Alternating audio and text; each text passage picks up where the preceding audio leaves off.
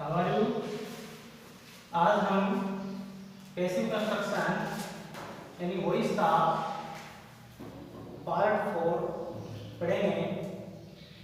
इसमें imperative sentence को passive voice में बदलना। इंपेरेटिव सेंटेंस क्या होते हैं? ऐसे सेंटेंस जिनमें ऑर्डर यानी आदेश, एडवाइस, सलाह, कमांड, शब्दादेश, रिक्वेस्ट, निवेदन, सजेशन, सुझाव आदि का भाव होता है, उसे इंपेरेटिव सेंटेंस कहते हैं। इसको हिंदी में आदेशात्मक वाक्य बोलते हैं। आदेशात्मक वाक्य बोलते हैं। जिस वाक्य में ऑर्डर का, रिक्वेस्ट का, एडवाइस, सजेशन इनका भाव होता है, उसको इंपेरेटिव सेंटेंस बोला जाता है। अब इंपेरेटिव सेंटेंस को पैसिव वॉइस में बदलने के लिए क्या करेंगे? देखो, सबसे पहले तो इंपेरेटिव सेंटेंस की पहचान आपको पता होना चाहिए। परीक्षा में इंपेरेटिव सेंटेंस को कैसे पहचानेंगे, यह सबसे पहले होना चाहिए। तो इंपेरेटिव सेंटेंस की देखो पहले नंबर पे पहचान मेन वर्ब से, मेन वर्ब की फर्स्ट फॉर्म से प्रारंभ, मेन वर्ब की फर्स्ट फॉर्म से प्रारंभ। जो वाक्य मेन वर्ब की फर्स्ट फॉर्म से प्रारंभ होता है वो वाक्य इंपेरेटिव होता है। दूसरे नंबर पे डोंट से प्रारंभ, डोंट से प्रारंभ। जो वाक्य डोंट से प्रारंभ होता है वो भी इंपेरेटिव होता है। तीसरे नंबर पे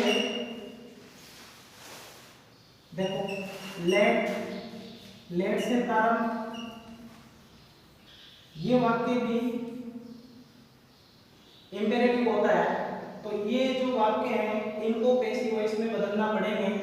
तो सबसे पहले अपन बात करते हैं मेन वर्ब की फर्स्ट फॉर्म से प्रारंभ होने वाले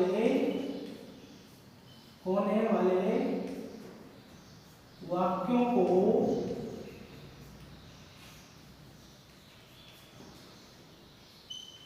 पैसिव वॉइस में बदलना। सीधी सी बात है, पहचानना है एग्जाम के अंदर। मेन वर्ब की फर्स्ट फॉर्म से शुरू, प्लीज काइंडली आ जाए तो उसमें रिक्वेस्ट है। तो सबसे पहले मेन वर्ब की फर्स्ट फॉर्म से प्रारंभ होने वाले वाक्यों को पैसिव वॉइस में बदलना।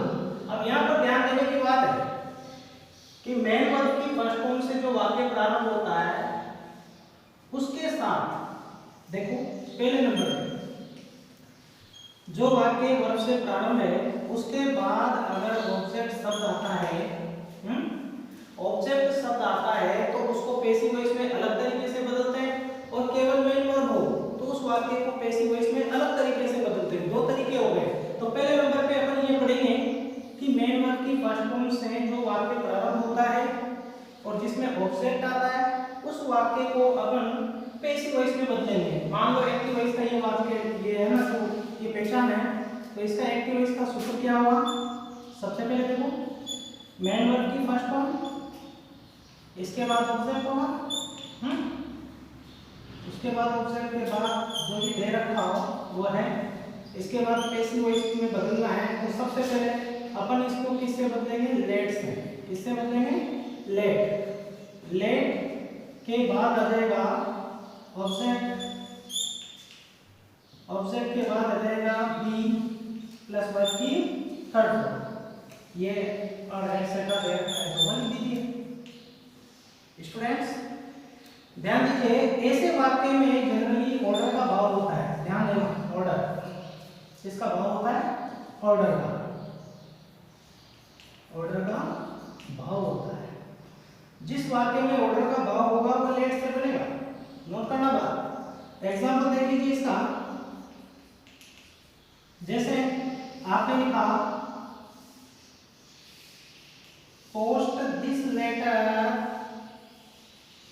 Post this letter. अभी सेंटेंस को देखिए, वर्ब की फर्स्ट फॉर्म से प्रारंभ है। देखो सबसे बड़ी पहचान आपको यहाँ मिल गई कि वाक्य इंपेरेटिव का है या नहीं है। तो मेन वर्ब की फर्स्ट फॉर्म है पोस्ट और दिस लेटर ऑब्जेक्ट है, दिस लेटर ऑब्जेक्ट है। तो सबसे पहले तो ये पहचान होना चाहिए कि ये वाक्य imperative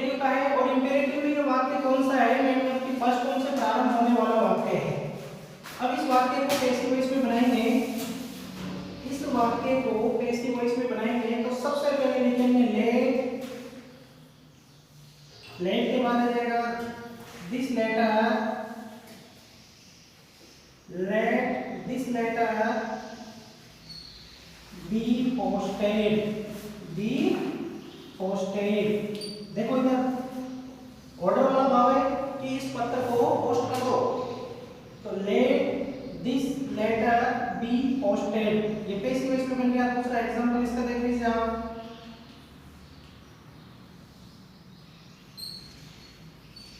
open the door, open the door, इसमें भी ऑर्डर दिया जा रहा है, दरवाजा ओपन कर दो, खोल दो। तो यहाँ पर देखो ये मेन वर्ब, मेन वर्ब है और इसके बाद ऑब्जेक्ट है। ध्यान दे देना कि वाक्य मेन वर्ब से प्रारंभ होता है, उसमें दो प्रकार से आता है, एक तो ऑब्जेक्ट आएगा, एक बिना ऑब्जेक्ट वाला आएगा। इसके बाद बिना ऑब्जेक्ट वाला अपन समझेंगे। तो यहाँ पर ध्यान दीजिए कि ओपन द डोर, अब इसको पैसिव वॉइस में बनाना है। सिंपल सी बात है कि सबसे पहले तो ऑर्डर का भाव है, इसमें ऑर्डर का भाव है, आदेश का भाव है, ये पहचानो। प्लीज नहीं आएगा, प्लीज आएगा तो उस समय वाक्य में रिक्वेस्ट का भाव होगा। ओपन द डोर, दरवाजा खोलो। अब इसको बनाएंगे तो सबसे पहले देखो ऑर्डर वाले में क्या आएगा, लेट आएगा, लेट। तो सबसे पहले लिख देंगे let the door be open.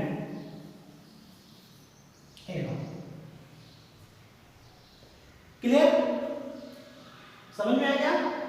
पहचान ध्यान रखना, मेन वर्ब के बाद ऑब्जेक्ट, मेन वर्ब के बाद ऑब्जेक्ट, ये ध्यान रखना। इसके बाद दूसरा तरीका जो है ऑर्डर वाले की बता रहे हैं, तो मेन वर्ब से प्रारंभ होगा लेकिन उसके बाद ऑब्जेक्ट नहीं होगा, उसके बाद ऑब्जेक्ट नहीं होगा।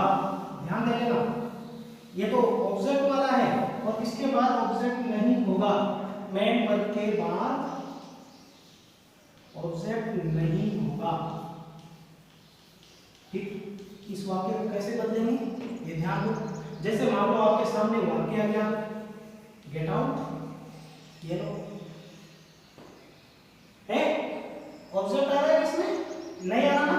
अब पैसिव वाक्य को अपन पैसिव वॉइस में कैसे बदलेंगे, सबसे पहले ये ध्यान देना है कि जिसमें ऑब्जेक्ट नहीं होगा उस वाक्य का पैसिव वॉइस बनाने के लिए क्या करेंगे, यू आर। अब इसमें भाव किसका है, मेन वर्ब से प्रारंभ हो रहा है, गेट आउट, बाहर निकलो, बाहर चले जाओ, तो भाव इसमें ऑर्डर का है, तो यहाँ ऑर्डर पे लगा देंगे O R D R D, order.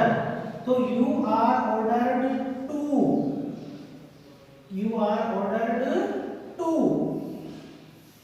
इसके बाद एक्टिव वॉइस का वाक्य आ जाएगा, एक्टिव वॉइस का सेंटेंस लिख देंगे, सेंटेंस लिख देंगे। कुछ चेंज नहीं करना, बिल्कुल कॉमन सी बात है ये, कुछ चेंज नहीं करना आपको। अब जैसे ये वाक्य बनाना है पैसिव वॉइस में, तो सबसे पहले आ जाएगा यू आर ऑर्डर्ड टू, फिर इसके बाद क्या आ जाएगा, बोलो गेट आउट। कोई प्रॉब्लम? वाक्य का भाव देखो, ऑर्डर का भाव है, ये तो ध्यान होना चाहिए। किसका भाव है, ऑर्डर का, इसलिए इसको ऐसे बनाएंगे। आप अगर मान लो बाय द वे वाक्य आ गया आपके पास, कौन सा वाक्य आ गया, देखो get out please, get out please. यहाँ पर ध्यान दो, ऑब्जेक्ट दे रखा है क्या, नहीं दे रखा, प्लीज काइंडली, ये रिक्वेस्ट को व्यक्त करते हैं। इस वाक्य में रिक्वेस्ट का भाव है, किसका भाव है इसमें, रिक्वेस्ट। अब रिक्वेस्ट का भाव है तो इस वाक्य को बनाएंगे पैसिव वॉइस में, तो इसका पैसिव वॉइस क्या बनेगा, यू आर, बोलो रिक्वेस्टेड टू। रिक्वेस्टेड क्यों लिखा, क्योंकि वाक्य में किसका भाव है, वाक्य में निवेदन का भाव है। यहाँ ऑर्डर का था तो ऑर्डर लगा दिया, रिक्वेस्ट का भाव है तो रिक्वेस्टेड लगा दिया, एडवाइस का भाव है तो एडवाइस भी लगा देंगे। सजेशन का भाव है तो सजेस्टेड लगा देंगे, बाकी लाइन जैसे कि जैसे। अब इसके बाद ये जो है गेट आउट आ जाएगा, गेट आउट आ जाएगा। इसके बाद प्लीज काइंडली जो शब्द है इसको पैसिव वॉइस में नहीं लिखते हैं, इसको हटा दो, इसको हटा दो। ये आपका मेन वर्ब वाला वाक्य हो गया, कोई प्रॉब्लम? अब इसके बाद आप देखो इसके बनाने के तरीके देखो। ये ऐसे सेंटेंस जिनमें ऑब्जेक्ट आता है उनको दो तरीके से बनाया जाता है, आप ये तरीका यूज करना। इसके बाद मान लो वाक्य आ गया आपके जिसमें ऑब्जेक्ट भी आ गया, जैसे मान लो आपको दे दिया क्या, help the poor, help the poor please. अब इस सेंटेंस को देखो, हेल्प द पुअर प्लीज, यहां पर आ गया प्लीज। इट मींस क्या है, रिक्वेस्ट। इस वाक्य में, इस वाक्य में रिक्वेस्ट है, आइडेंटिफाई करना एग्जाम की दृष्टि से कि इसमें क्या है, रिक्वेस्ट है। अब इस वाक्य को देखो बनाने का एक तरीका तो ये है, इस तरीके से बना देंगे जैसे पैसिव वॉइस में बनाना है। एक तरीका तो ये है, you are requested to help the poor, the poor। अब यहाँ पर प्लीज काइंडली को क्या कर देंगे, हटा देंगे। ये तरीका है, सबसे प्रचलित तरीका तो ये है। इसके बाद एक और इसका तरीका देख लीजिए, अगर मान लो एग्जाम में आप दूसरे तरीके से इसको बनाना चाहो, दूसरा तरीका इसका हो है बनाने का, तो क्या बनेगा, जैसे इस वाक्य को बनाना चाहते हो तो द पुअर, सबसे पहले ऑब्जेक्ट को फर्स्ट नंबर पे लिखेंगे अपने रूल के अनुसार, द पुअर। दूसरा तरीका है, ये ध्यान रखना, ऐसे नहीं ऐसे बना देना चाहो द पुअर। इसके बाद शुड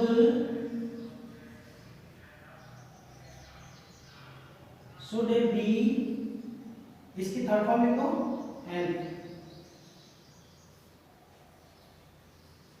देख लो आपको जो तरीका अच्छा लगे, प्रचलित तो तरीका ये है, इस तरीके से भी आप बना सकते हो।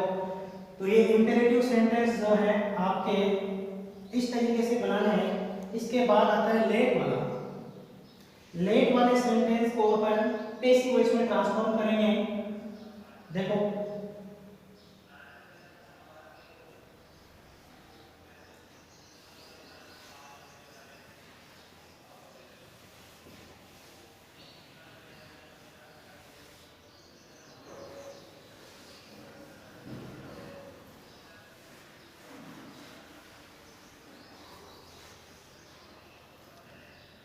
लेट को स्टार्ट करने से पहले आप एक बार है ना डोंट वाला भी देखो। मान लो एग्जाम में डोंट से प्रारंभ होने वाला सेंटेंस आ गया तो फिर क्या करोगे, डोंट से प्रारंभ होने वाले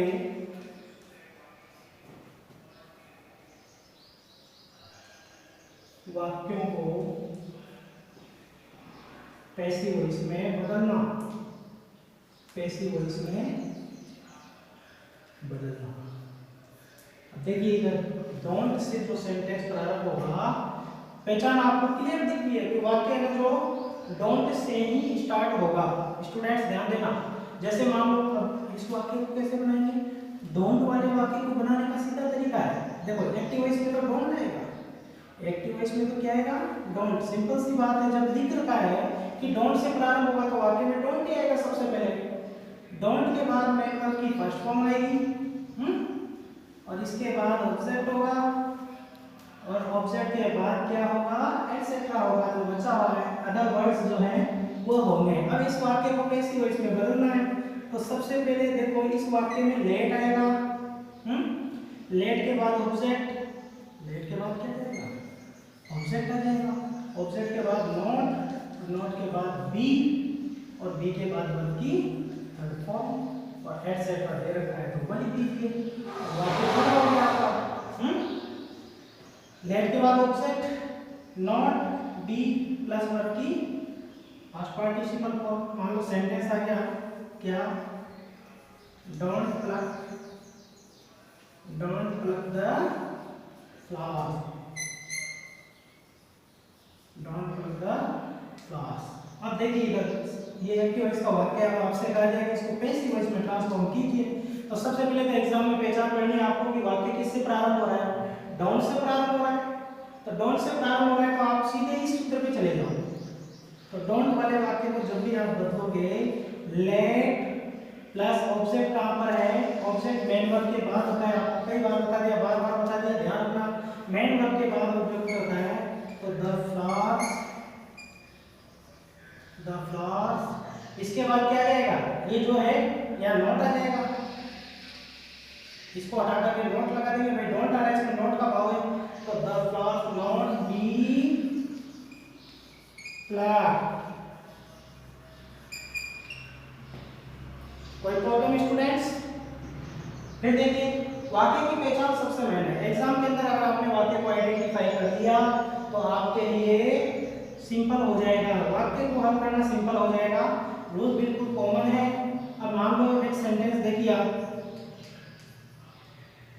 जैसे आपने लिखा don't read this story,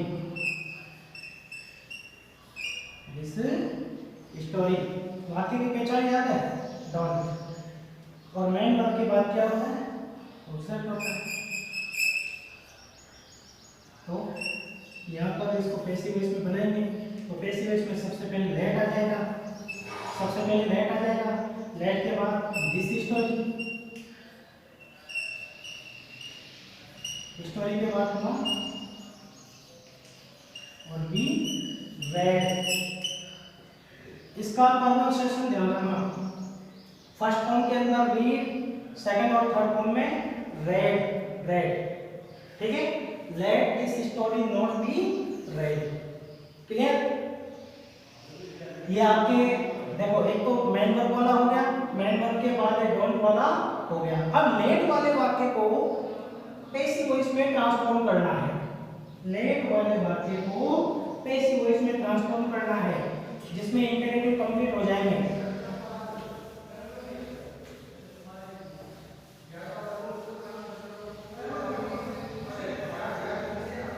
late से प्रारंभ होने वाले वाक्यों को, बिल्कुल इजी है स्टूडेंट्स। लेट से प्रारंभ होने वाले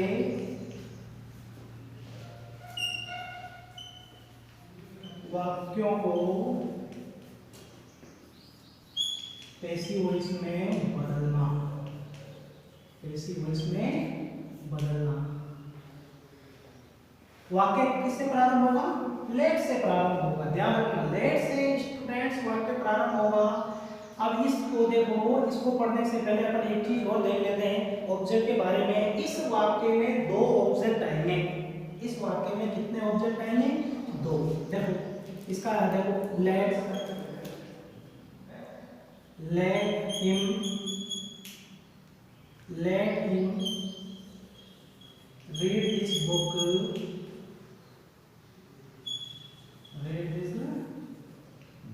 वाक्य को देखो, मैंने कहा दो ऑब्जेक्ट आएंगे, एक तो डायरेक्ट ऑब्जेक्ट होगा और एक इनडायरेक्ट ऑब्जेक्ट होगा। ऑब्जेक्ट ध्यान रखना, डायरेक्ट और इनडायरेक्ट ऑब्जेक्ट ध्यान देना। जो क्या का जवाब देता है वो डायरेक्ट ऑब्जेक्ट होता है। कौन सा ऑब्जेक्ट होता है, डायरेक्ट ऑब्जेक्ट। जो किसको का जवाब देता है वो कौन सा होता है, इनडायरेक्ट ऑब्जेक्ट। सबसे पहले तो ये बात समझना स्टूडेंट्स निवारे हैं, इनडायरेक्ट ऑब्जेक्ट पहचान हो देखो। डायरेक्ट ऑब्जेक्ट हमेशा लाइफलेस होता है, निर्जीव होता है। इनडायरेक्ट ऑब्जेक्ट सजीव होता है, ध्यान देना। पर्सन होगा, कोई प्रोनाउन होगा पर्सन के लिए, जैसे हिम किसके लिए लिया जाता है, पर्सन के लिए लिया जाता है, पुरुष के लिए लिया जाता है। दिस बुक है ना, जो इंसान तो नहीं, पुस्तक है ना, तो जो और एक तरीके से देखो, let's him read this book, उसको यह पुस्तक पढ़ने दीजिए। अब इस वाक्य को देखो, लेट से प्रारंभ हो रहा है। अब इस वाक्यों की स्ट्रक्चर देखो, सबसे पहले एक्टिव वॉइस की स्ट्रक्चर लिखा देता हूं। लेट के बाद कौन सा ऑब्जेक्ट आएगा? इनडायरेक्ट ऑब्जेक्ट आएगा। कौन सा ऑब्जेक्ट आएगा? इनडायरेक्ट ऑब्जेक्ट आएगा। इनडायरेक्ट ऑब्जेक्ट आएगा। इनडायरेक्ट ऑब्जेक्ट के बाद वर्ब आएगी। वर्ब की फर्स्ट फॉर्म आएगी। इंपेरेटिव में तो ध्यान दे देना, पक्की है। इसके बाद देखो, इसके बाद ऑब्जेक्ट आ जाएगा कौन सा? डायरेक्ट ऑब्जेक्ट आ जाएगा। कौन सा ऑब्जेक्ट आ जाएगा? डायरेक्ट। और एटसेट्रा जो दे रखा है वो तो लास्ट में होगा। अपन को सबसे पहले ये देखना है कि पैसिव वॉइस में बदलेंगे, तो पैसिव वॉइस में सबसे पहले लेट आ जाएगा। क्या आ जाएगा? लेट। अब लेट के बाद यहाँ पर ध्यान देना कि लेट के बाद सबसे पहले मेन वर्ब के बाद आने वाले इस ऑब्जेक्ट को, इसको सबसे पहले यहाँ लिखेंगे। तो लेट के बाद कौन सा ऑब्जेक्ट आ जाएगा? डायरेक्ट ऑब्जेक्ट आ जाएगा। कौन सा ऑब्जेक्ट आ जाएगा? डायरेक्ट ऑब्जेक्ट, जो उधर मेन वर्ब के बाद दे रखा है। लेट के बाद ये हो गया डायरेक्ट ऑब्जेक्ट।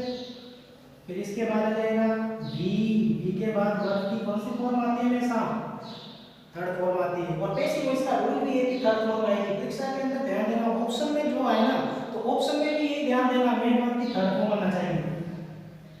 जहां पर कई बार डाउट कर देता है आपके लिए, वो बी के बाद वर्ब की फर्स्ट फॉर्म दे देगा, आपको है ना कंफ्यूज नहीं होना। बी के बाद तो हमेशा वर्ब की थर्ड फॉर्म ही आएगी। इसके बाद बी हो गया, और इसके बाद हमें जो किया जाएगा ऐसे दे रखा है तो वो लिख दो, और प्लस बाई प्लस कौन सा ऑब्जेक्ट लिखेंगे जो लेट के बाद आ रहा था? कौन सा? Indirect object. कौन सा ऑब्जेक्ट लिखेंगे? Indirect object. इनडायरेक्ट ऑब्जेक्ट लिख देंगे। ये आपका सूत्र हो गया। अब इस वाक्य को बनाना है। मान लो देखो, इसको बनाना है। इस वाक्य को बनाओ, कैसे बनाओगे पैसिव वॉइस में? सबसे पहले क्या लिखेंगे? बोलो। लेट के बाद देखो डायरेक्ट ऑब्जेक्ट कहां पर है? This book.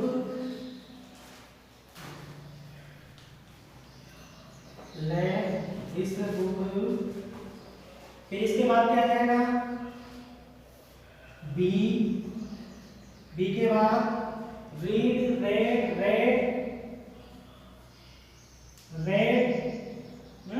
फिर इसके बाद कुछ एक्सेट्रा दे रखा है? नहीं दे रखा, तो बाई स्टूडेंट्स ध्यान देंगे ना कि बाई के बाद यहाँ पर इनडायरेक्ट ऑब्जेक्ट ही लिखना है। डायरेक्ट ऑब्जेक्ट तो आपने फर्स्ट नंबर में लिख दिया। ये आपके सेंटेंस है। इंपेरेटिव के बाद अब गोइंग वाले वाक्य अपन पढ़ेंगे, जिसमें अपना पैसिव वॉइस का जो चैप्टर है वो फील तो आ जाएगी। यहाँ तक किसी स्टूडेंट को कोई प्रॉब्लम तो नहीं है? इनको पढ़ना समझना। इसके बाद गोइंग टू वाले वाक्य, ईजी सी पहचान है। गोइंग टू, मैं बार बार बोल रहा हूँ, गोइंग टू वाले वाक्य, तो वाक्य में गोइंग टू आएगा, ये नोट कर लेना। मैंने कहा कि गोइंग टू वाले वाक्य तो गोइंग टू आएगा, तो यहाँ पर मैंने लिखा है आपको कि गोइंग टू वाले वाक्यों को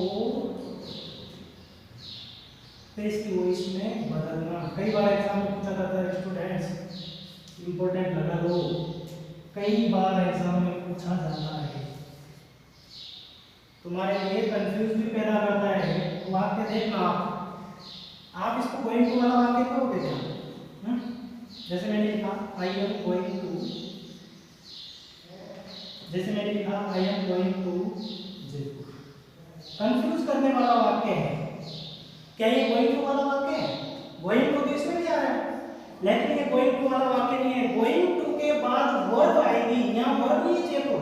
तो एग्जाम में ध्यान रखना, इस वाक्य का पैसिव वॉइस तो बनेगा ही नहीं, कंफ्यूज दूर कर लेना। जैसे मैंने लिखा कि Ram is going to celebrate his birthday.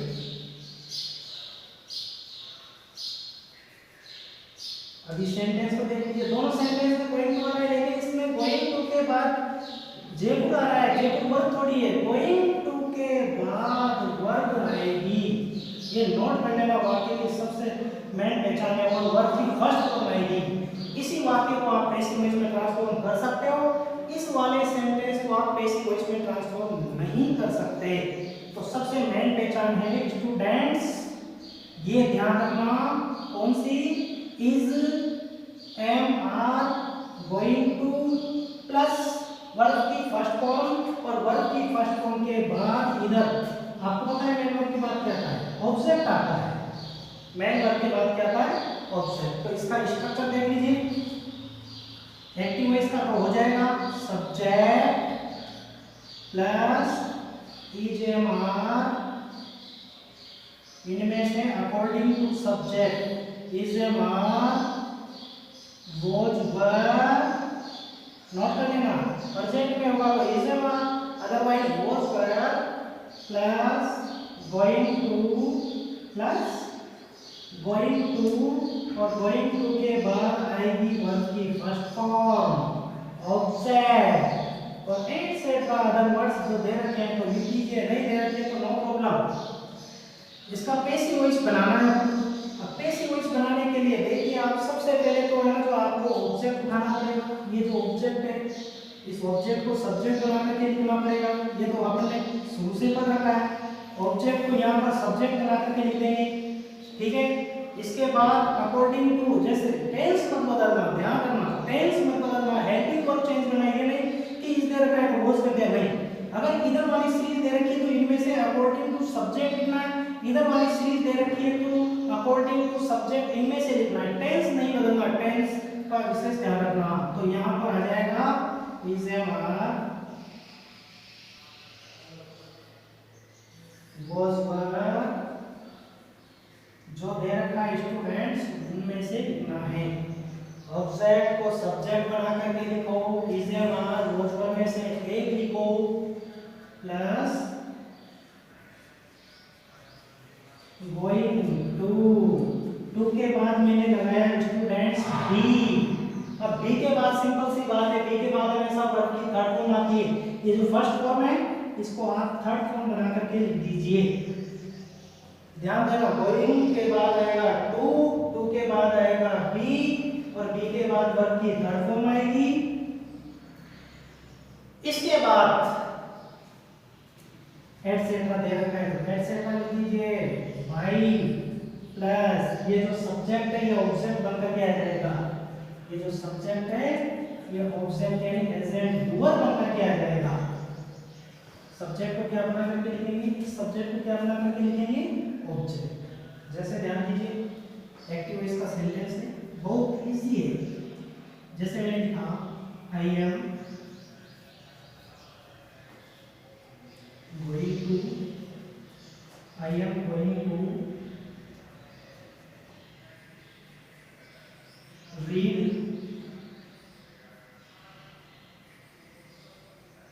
this story. I am going to read this story. Going to आता है, सबसे मेन पहचान है। Going to के बाद वर्ब की फर्स्ट फॉर्म भी आ रही है, अच्छी बात है, ये तो आना जरूरी है। और इसके बाद भी ये ऑब्जेक्ट है। अब इस वाक्य को पैसिव में ट्रांसफॉर्म करेंगे, बिल्कुल इजी है।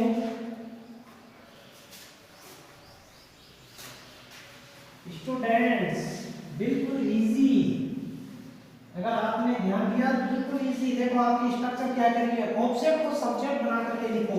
तो ऑब्जेक्ट क्या दे रखा है, यहाँ पर दिस स्टोरी दे रखा है, तो इसको क्या बनाएंगे, दिस स्टोरी। मैंने क्या कहा, इज, एम, आर जैसे लिखना है। अब यहाँ पर देखो आई के अनुसार तो एम था, दिस स्टोरी के अनुसार क्या आएगा, इज, फिर इसके बाद लगाएंगे गोइंग टू के बाद लगेगा बी, और बी के बाद वर्ब की third form read, read, read. Read, etcetera दे रखा है, नहीं दे रखा।